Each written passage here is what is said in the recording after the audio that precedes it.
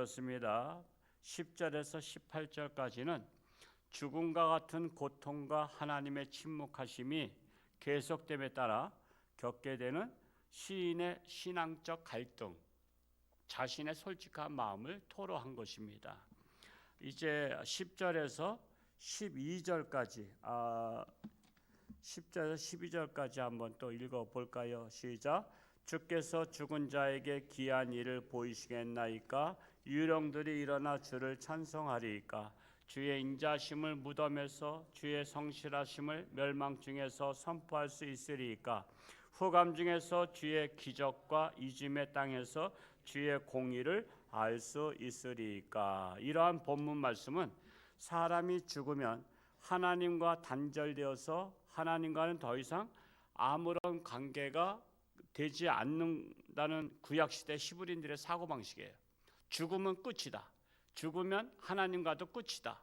그렇기 때문에 하나님, 저를 죽인다면 내가 하나님하고는 끝나지 않습니까? 유령들이 하나님을 찬송할 수 있습니까? 그러니까 우리들을 살았을 때 써먹어야 되지 않습니까? 하면서 하나님 앞에 이게 항변하는 겁니다. 마치 오늘날에 뭐라고 기도하냐? 어떤 분 그래요. 하나님, 저 죽이시면 하나님 손해입니다. 그래. 근데 하나님 손해일까요? 하나님은 절대 손해가 아니에요. 내가 손해지. 우리는 하나님께 쓰임받는 것만도 감사한 일입니다. 그래서 우리가 하나님 앞에 쓰임받는 자가 될 수 있도록 기도하는 게 중요합니다. 13절 말씀을 읽어보겠습니다. 시작. 여호와여, 오직 내가 주께 부르짖었사오니 아침에 나의 기도가 주의 앞에 이르리이다. 아침마다 주님께 부르짖어 기도함과 같이 우리는 새벽을 깨우며 기도하오니 응답하여 달라는 것입니다. 새벽을 깨우리로다. 김진환 목사님 책을 제가 젊을 때 읽어봤었는데 지금도 그분이 지금 나라를 위해서 기도를 많이 하시고 바른 소리를 많이 하시죠. 그런 분들의 책은 읽어보는 게 좋습니다. 하여튼 유명한 사람들의 책은요, 어떻게 써든지 사서 보시기 바랍니다. 그런 분들의 사상을 우리가 전수받는 게 참 중요해요. 그분이 청계천에서 원래는 목회하셨어요. 옛날에 청계천 개발하기 전에 그 아주 지저분한 물이 흐르고 판잣집일 때 거기서부터 목회를 하셔가지고 너무 지쳐서, 그리고 이제 거기가 이주했잖아요. 청계천을 복개 공사하면서. 그래서 그 사람들이 간 데가 성남입니다. 성남 달동 내려갔고 김진환 목사님은 남양만으로 가셨죠. 그렇게 하시다가 여기 구리시에서 목회를 하시다가 지금은 동두천에 계십니다만, 그분이 새벽을 깨우리로다 이 책을 쓰셨는데, 정말 새벽은 하나님의 축복의 시간입니다. 하나님을 만나려면 새벽을 깨우는 거예요. 그래서 누구보다 첫 번째 일어나서 하나님 앞에 기도하는 것입니다. 그래서 하나님하고 먼저 독대하는 거예요. 그런 분들에게 하나님께서 응답하시고 하나님이 함께하는 것을 볼 수가 있습니다. 14절 말씀을 읽어보겠습니다. 시작. 여호와여, 어찌하여 나의 영혼을 버리시며 어찌하여 주의 얼굴을 내게서 숨기시나이까? 응답이 없을 때, 하나님은 침묵하실 때 시인의 답답함을 토로하고 있는 것입니다. 15절 말씀 읽어볼까요? 시작. 내가 어릴 적부터 고난을 당하여 죽게 되었사오며 주께서 더럽게 하실 때에 당황하였나이다. 어릴 때부터 고난 당했다. 두려움이 닥칠 때 당황했다. 여러분, 어렸을 때 고생은 뭐 해서 한다? 사서도 한다. 그러니까 어렸을 때 애들 고생하는 건요, 여러분 그거 그렇게 저기하게 생각하지 마세요. 장하다고 생각해요. 장하다고. 그건 장한 일입니다. 애들은 고생해야 돼요. 그냥 부모가 다 해주잖아요. 하다못해 요즘은 청소도 부모가 가서 해준단 말이 있어요. 학교? 그런가요? 부모가 해. 애들이 해야 돼. 청소하는 법도 배워야 돼. 그러니까 결혼할 때까지도 청소를 안 해. 청소를 안 하니까 신방도 안 받아. 왜? 너무 집안이 쓰레기장 같으니까. 그러니까 우리가 항상 기본입니다. 기본. 그래서 우리가 어렸을 때 고난 당하는 것을 우리 자식들한테 시켜야 되는 거예요. 그래, 여행을 시키라 했잖아요. 여행 가면 고생인 거 아시죠? 그래서 여행을 시키고 고생을 시켜야 된다는 거예요. 어느 부잣집에 기공자로 자란 아들이 너무나 그냥 무조건 아버지가 다 돈 주니까, 그래서 이 아들을 어떻게 교육시켜야 될까 해서 방글라데시인가 어딘가 그 세계에서 가장 못 사는 나라를 여행을 간 거예요. 그러니까 얘는 좋아한 거야. 여행 간다고. 그랬는데 그 빈민촌을 가보니까 빈민촌을 가서 충격을 받은 거야. 아니 세상에 이런 데도 있냐 말이야. 자기처럼 다 잘 사는 줄 알았대. 애들은 착각하는 거 있죠. 부모가 해주면 다 주고 뭐 다 주니까. 근데 그 방글라데시에 가서 빈민촌에 가니까 이것이 뭐냐, 이런 세상이 다 있냐. 그래서 그가 충격을 받고서는 내가 지금 이렇게 허랑방탕 공부 안 하고 놀아서는 안 되겠다. 그래가지고 결심하고 공부해서 나는 세계를 위해서 기여하는 사람이 되겠다는 꿈을 가졌다는 간증을 제가 읽어본 적이 있어요. 여러분 그 저기 노벨 평화상 중에서 그 여인 중에 탔던 분이 누구죠? 누구? 크게 좀 얘기해봐. 안 들려. 아니 키리 부인은 라틴 발견한 사람이고, 그 수녀 테레사. 조금 좀 크게 얘기하라 할 때는 테레사 수녀. 테레사 수녀도 부잣집 딸인 거 아세요? 테레사 수녀 책도 읽어보셔야 돼. 저 그거 읽어봤어요. 부잣집 딸로 태어나가지고 그가 빈민촌 갔다가 충격받은 거야. 마치 우리 한국의 그처럼 아니 이런 세상이 있단 말인가. 그래서 그가 포기한 거예요. 포기한 거예요. 그가 부유하게 사는 걸 포기하고 그들을 위해서 살기로 작정한 거야. 여러분 자녀들 데리고 고생하는 데를 데려가 봐야 된다니까. 슈바이처의 생애를 읽어보면요, 다 젊었을 때 제가 책을 읽었던 거지만 슈바이처가 친구랑 싸웠어. 친구랑 학교 다닐 때 잘 싸우잖아. 투닥투닥 하면서 싸우잖아. 누가 세냐 하면서 싸워서 상대편 때려 눕혔어. 때려 눕혔더니 상대방이 뭐라는지 알아요? 나도 너처럼 부잣집에 태어나서 고기 먹고 살았으면 나도 힘이 셀 텐데 내가 가난한 집에 살아서 내가 힘이 없는 것이 내 한이다 그랬어. 충격을 받은 거야. 자기는 상대 친구를 때려 눕혔다고 내 힘이 세다고 자랑했는데 친구가 말한 게 가슴에 꽂힌 거야. 네가 나 이긴 것은 부잣집 아들로 태어났고 고깃밥 먹었으니까 네가 나 이겼지. 나도 너처럼 고깃국 먹었으면 내가 너 이길 수 있었어. 그러니까 네가 이긴 게 무슨 네가 대단한 게 아니다 이거 아니야. 슈바이처가 그러고 나서부터 고기를 안 먹었대. 고기를. 결심한 거야. 부끄러운 거야. 내가 고기 먹고선 약한 애를 때려 눕힌 게 부끄러움을 아는 거야.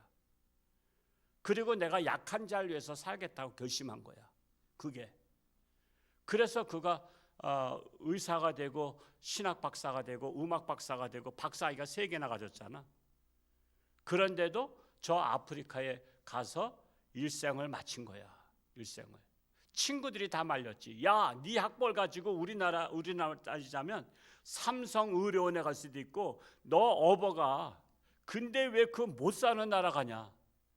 근데 어렸을 때 남을 때렸던 것에서 자기가 충격을 받고 나는 이제 약한 자를 위해서 살겠다고 한 거야. 그래서 여러분 자녀들한테 책을 읽히라니까. 책을 읽어야 애들이 변화돼요. 근데 책을 안 읽어. 스마트폰만 하고 게임만 해. 그러니 머릿속에 든 게 있어야지. 정말 안타까운 거야. 그냥 안타까워서 한 소리야. 정말 여러분 자녀들이 학생 졸업할 때까지 1000권 이상은 읽히라고. 제가 읽었으니까 하는 소리야. 내가 책을 읽어야 되니까. 그래서 대화를 해보면 알아. 얘가 책을 읽었는지 아니면 든 게 없는지 머릿속에 깡통인지. 그러니까 제가 이렇게 심한 말을 하는 거는 충격 증후군을 주는 거야. 충격에 빠져서 내 자녀들 정말 공부시키고 책 읽혀야 되겠다. 생일에 피자 사주거나. 그러니까 그 부모의 그 자식이요. 피자가 별로 중요한 거 아니야. 먹는 거 중요한 거 아니야. 안 먹어도 돼 요즘에는. 정말 우리 어렸을 때 고생은 사서도 한다는 사실이에요. 16절 말씀 읽어보겠습니다. 시작. 주의 진노가 내게 넘치고 주의 두려움이 나를 끊었나이다. 고난과 두려움은 주의 진노로 본 거예요. 그러나 시편 119편 71절에 보면요, 고난 당하는 것이 내게 유익이라 말씀하고 있죠. 이로 말미암아 내가 주의 율례를 배우게 되었나이다. 그래서 고난이 유익이라는 거야. 그래서 고난을 당하게 하라는 거야. 자녀들한테 제발 고난을 당해야 그 인생에 유익이 된다는 거예요. 하나님을 믿으면 이 말씀을 믿으라니까요.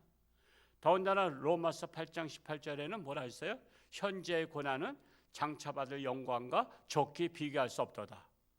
그 현재의 고난을 그냥 내버려 둬요. 내버려 둬. 저희는 솔직히 우리 아들 군대 갈 때 기도했어요. 집사람하고 고생 좀 가서 하라고 기도했어요. 고생하는 데 가게 기도했어요. 그랬더니 저 배 타는 데로 가서 동해 쪽으로 가서 거기서 독도함 탔어요. 독도함. 독도를 동해에서 배 타고 나가면 그 일본에서 오는 순시선과 이 맞부딪히는 거야. 이렇게 멀리서 일본함이 거기까지 오게 됐잖아. 왜 왔는지 아세요? 전 김대중 대통령께서 독도 있는 데까지 딱 바다를 내줬어. 그리고 나서부터 일본함이 이제 거기까지 자기네 경계 지키러 오는 거야. 그래서 독도가 그래서 지금 독도 이름을 그래서 안 쓰는 거야. 독도 이름을 자기네 바다까지 독도에 있는 것이니까 그렇게 이름을 안 붙이는 거야. 세계 지도를 다 바꾼 거야. 그래서 그게 공로자가 김대중 전 대통령께서 그렇게 했어. 그러니까 그걸 지키는 거야. 경계가 거기니까 더 이상 오지 못하게. 그게 8일 동안 돌고선 돌아와. 그러면 이제 다른 배가 대신 또 돌아가서 교대해. 그러니까 배에서 8일 동안 있으려니까 얼마나 힘들어. 그거를 그렇게 하면서 했어. 우리는 할렐루야 하나님께서 응답하셔서 그곳에 가서 또 군기도 세대. 군기 세서 그곳에서 고생 많이 했어. 또 늦게 가는 바람에 후배가 선배야. 원래 군대는 그거 아니야. 먼저 간 애들이 계급이 더 높아지잖아. 그러니까 동생 같은 놈들이 이 새끼 저 새끼니까 얼마나 자존심 상했어. 군대 늦게 간 게 엄청 손해 본 거야. 그냥 동생들이 막 야야하고 막 그러니까. 그래서 고생 많이 했어. 저희가 기도한 대로 하나님이 들어주셨다니까. 자꾸만 군대 가면 편한 데 가게 해달라고, 좋은 데 가게 해달라고. 여러분 진정한 하나님의 뜻을 알면요, 현재의 고난은 장차받을 영광에 좋게 비교할 수 없다라는 말씀이에요. 17절 말씀 읽어볼까요? 시작. 이런 일이 물같이 종일 나를 애우며 함께 나를 둘러쌌나이다. 고난이 크면 클수록, 그리고 고난을 이길수록 하나님은 크게 들어쓰는 것을 볼 수 있습니다. 고난은 하나님이 나를 쓰시려고 하는 연단이에요. 그러니까 여러분 고난 올 때 실족하지 말라 이거야. 시험 들지 말라 이거야. 사람은 조금만 고난 오면 내가 하나님 믿는데 왜 그러냐고 말이야. 그 조금만 하면 실족해. 자꾸만 우리 성도들한테 그런 소식 들어. 왜 하나님이 나 안 도와주냐고 말이야. 그래서 교회를 안 나와. 기가 막힌 거야. 코가 막힌 거야. 하나님이 안 도와주면 하루도 못 살아요. 우리 하루하루 하나님이 도와줘서 살고 있는데 그 은혜 생각 안 해. 18절 읽고 마칩니다. 18절 시작. 주는 내게서 사랑하는 자와 친구를 멀리 떠나게 하시며 내가 아는 자를 흑암에 두셨나이다. 내가 사랑하는 자, 친구를 멀리 떠나게 하셨다. 이걸 잘 아셔야 돼요. 이거를. 이 말씀에 굉장히 깊은 뜻이 있어요. 여러분 노년에 되면은 살다 보면 사랑하는 사람들이 하나하나 떠나는 거 아시죠? 사랑하던 남편이 떠나든 아내가 떠나든 부모님이 떠나든 그리고 형제들이 떠나고 친구들이 떠나. 그러면서 이제 나만 홀로 남아. 그러다 보니까 자녀들도 멀리서 살아. 하다못해 저 호주에 살고 미국 살아. 그러니까 몇 년에 한 번 올까 말까야. 그러니까는 애로와. 그래서 하는 게 뭐야? 그래서 여러분 경로당 가는 거 아니야. 경로당에는 마음을 나눈 사람들이 아니야. 그냥 그 같은 동네에서 살되 그저 심심하니까 그냥 경로당에서 시간을 때우면서 그냥 돈 따먹기 100원짜리 따먹기 하면서 그냥 시간을 보내는 거야. 그러니까 내가 삶은 뭐하나. 그러니까 그런 거. 세상 사람들은 그러죠. 귀신은 어디 갔길래 날 안 데려가냐 그러고, 왜 하나님은 날 왜 안 데려가시냐 그러고. 제가 신방 가면 그러신 분 계셔. 왜 하나님은 날 안 데려가시냐. 알아서 데려가실 테니까 걱정하지 마세요. 내가 그러지. 때가 되면 다 데려가셔요. 자, 생각해 보세요. 이 세상 나라에서 우리가 살다가 사랑하는 사람들이 하나 둘 다 떠났어요. 그럼 그들이 어디로 간 거예요? 하나님을 믿는 분들은 하나님 나라로 다 이민 간 거예요. 사실은 죽음이라는 과정을 통해서 이민 갔다고. 지금 내가 사랑하던 사람들, 하나님 믿는 사람들이 지금 죽으신 분들은 다 어디가 있어? 하늘나라에서 하나님하고 알콩달콩 살고 있어. 근데 내 사랑하는 사람들 다 거의 다 갔어. 그러니까 어떤 생각이 들어? 나도 빨리 이민 가고 싶다. 그래서 내가 부모도 만나고 형제도 만나고 내가 사랑하는 사람들 만나서 그 이민 가서 거기서 살고 싶다. 마치 미국 다 형제들 다 이민 갔어. 가족이 다 이민 가서 나만 홀로 여기 살면 아유, 나도 부모님 계신 곳, 형제들 있는 곳으로 나도 따라가고 싶다. 그런 마음이 들어야 되는 거야. 그런 것처럼 그래서 하나님은 노년이 되면은 하늘나라를 그리워하게 만들고 이 땅에 사는 것에 대해서 미련을 버리게 만드시는 거야. 그래서 하나님이 갑자기 그냥 목을 쳐서 데려갈 수는 없잖아. 그래서 자연사 할 수 있도록 사람의 육체적인 기운을 빼고 정신을 혼미하게 하고 해서 죽음에 대한 두려움을 없애는 거야. 차츰차츰. 그래서 내가 언제 죽은 줄도 모르게 잠들다가 돌아가시게 하는 것이 사실은 하나님의 은총이야. 하나님의 축복이야. 우리가 맨정신에 죽으려고 그래봐요. 얼마나 벌벌 떨어. 그러니까 노년에는 약간 정신도 오락가락하게 만들고. 내가 우리 성도 많지도 않은데 가끔가다 우리 집사님들 이름도 기억 안 날 때가 있어. 저 집사님 이름이 뭐더라? 그러니 10년 20년 같이 신앙생활 하는데도 이름이 오락가락해. 그건 뭐야? 이제 하늘나라 갈 때가 멀지 않았다는 거야. 오락가락해야지 하늘나라 가지. 정신 말짱해봐. 그러면 우리 인간에겐 죽음에 대한 두려움과 공포가 있다고. 그러니까 오락가락하는 것도 하나님의 은혜다. 치매도 가족들은 고생하지만 본인에게는 하나님의 은혜다. 그래서 하나님께서 고향으로 데려가시기 위한 사전 작업이다 생각하시면 틀림없어요. 말씀 하여튼 저는 그냥 또 하나님의 은혜를 주신 게 그냥 읽을 때는 저도 이게 뭐 뜻을 잘 모르고 지나가요. 근데 딱 피를 두는 순간에 하나님께서 저에게 떠오르게 하셔요. 떠오르게 하시기 때문에 제가 이 떠오르는 말씀들을 여러분에게 주신 겁니다. 드린 겁니다. 그러니까 이 말씀을 깊이 생각하고 말씀 붙잡고 승리할 수 있기를 축복합니다. 오늘도 하나님과 동행하며 승리하는 복된 날 될 수 있기를 축복합니다. 할렐루야. 고맙고 감사하신 아버지 하나님, 오늘도 새벽을 깨우며 하나님 앞에 달려나왔습니다. 저마다 기도 제목이 있습니다. 하나님 앞에 토로할 때에 하나님께서 들으시고 또한 저들의 길을 인도하실 줄로 믿습니다. 때로는 속히 응답이 되지 않아서 하나님이 나의 기도를 듣지 않으시는 것 같고 나를 버리신 것 같은 그러한 시험이 올 때도 있습니다. 그러나 내가 하나님을 버릴지언정 하나님은 끝까지 자기 사람들을 사랑하시는 하나님이십니다. 그렇기 때문에 오직 어떤 시험과 어떤 역경에서도 하나님을 신뢰하고 믿고 따르며 나아가는 우리 모두가 되게 하여 주옵소서.